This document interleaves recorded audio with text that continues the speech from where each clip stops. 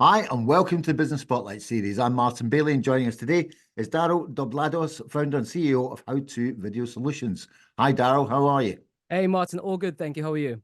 Yeah, absolutely fantastic. And welcome, and thank you for taking time out to join me today. It's brilliant of you to do so. Fabulous. Yeah, anytime, anytime. Cool. Look, to start all of this off, it's important. Let's find out who you are and what you do. So tell us a bit about yourself. Yeah, sure, of course. So my name is Daryl Doblados, and I'm the founder and CEO of How To Video Solutions. And what the company does is really trying to reinvent and promote digital transformation within the pharmaceutical area.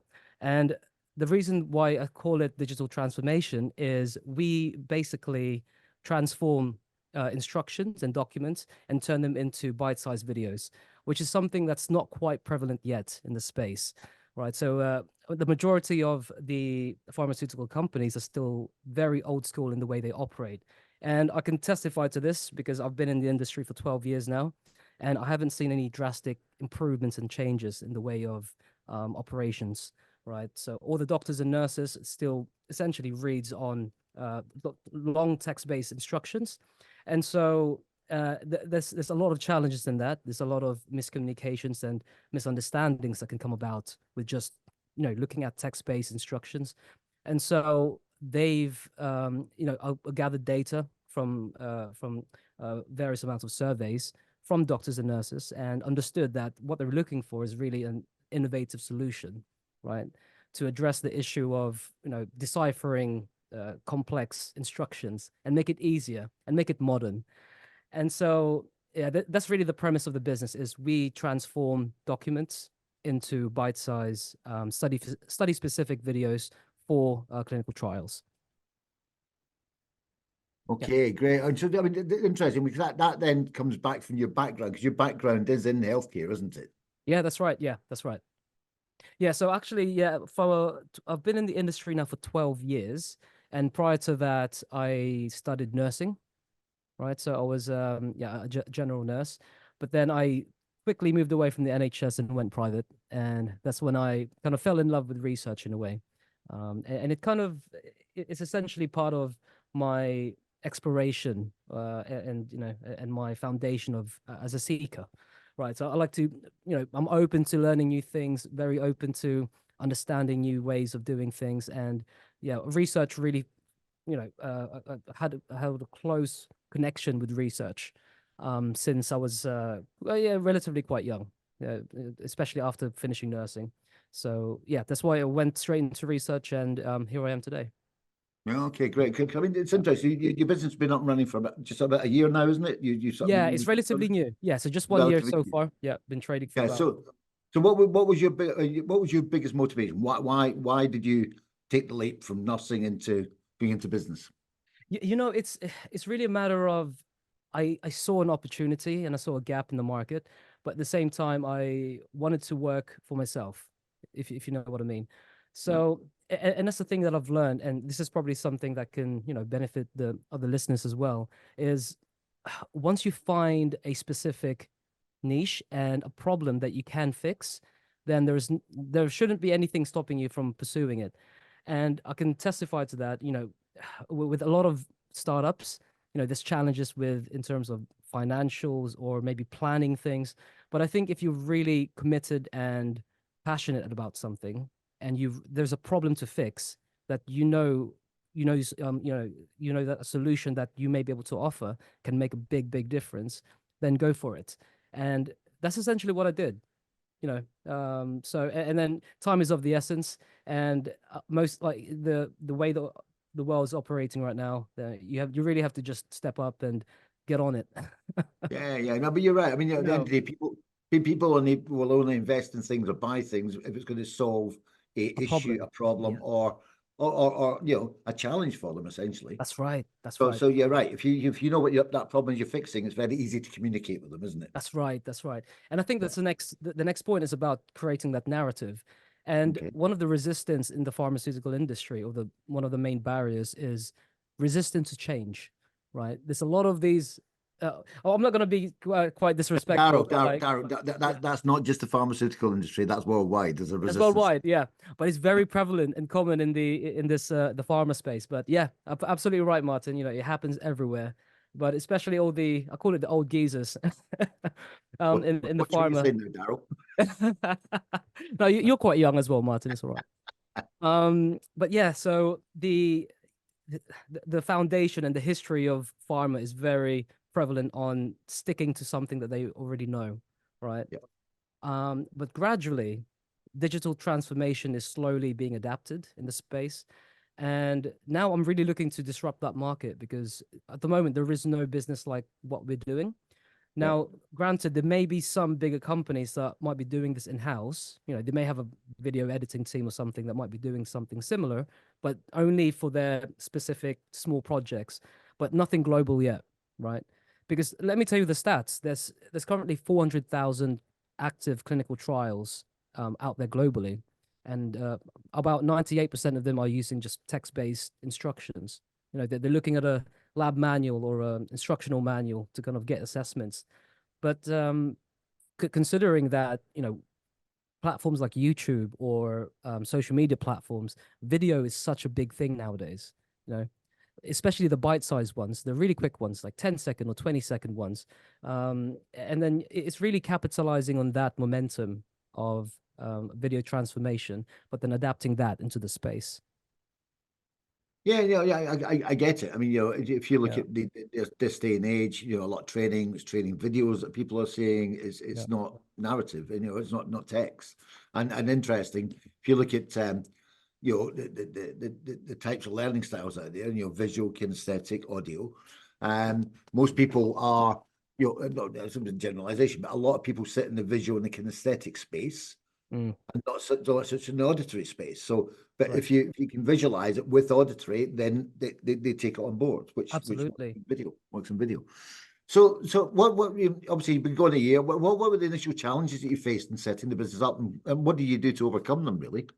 That's a good question. So, actually, what we're trying to do, what we've been doing at the moment, is whilst we are progressing to really tap into the market, we have been working with kind of other companies that's not quite in the clinical trial space, but we are Mhm. offering kind of video related services to them.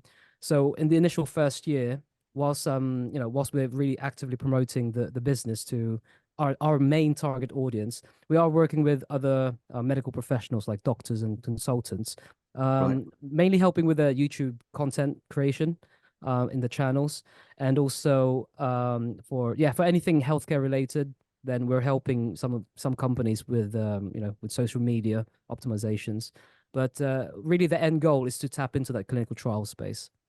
Yeah, Right. so that's really the main challenge is to it's going to take time to really get on board in that space, but you have to start from somewhere. No, I get that. But so Yeah. so getting into that space, what are the challenges you're facing getting into that space then? What the blockages? Yeah, I think at the moment, realistically, one of the main challenges is just the marketing aspect. So we haven't been actively marketing in a way that will disrupt the space yet. And that's why currently I'm working with a YouTube agency to really help with tackling the disruptive marketing tactics and implementing that. So I've only started that a few weeks ago with this agency. So I'm looking to really focus on targeting the market hopefully by next month. So we're creating a bag full of different videos and content ready for the campaign of disrupting the market. Okay, so to disrupt that market, what would you need to do? It needs, I would say, the main thing is be unique in the way that you present your content, because Yeah. there's a lot of video content out there, but what I've seen, and this is based on data and statistics now, if you type in clinical trials in YouTube, for example, you don't see a lot of engaging content there, Okay. right? So it's really about thinking outside the box and being different from what is currently being seen in YouTube, for example. Yeah. So it's kind of finding tactics to be different, be unique, and also maybe target your target audience indirectly. So finding it's a psychological game. It's a psychological game.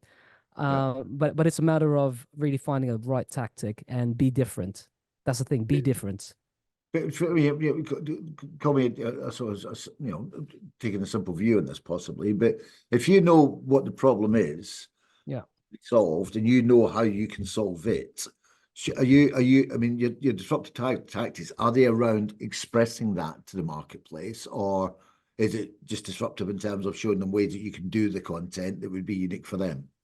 That's a good question, and you have to be strategic. You have to be very strategic because yes, whilst there is a solution that we're offering that can really help doctors and nurses run a successful trial, you don't want to be actively selling and selling and selling when it comes to social media, right? Right.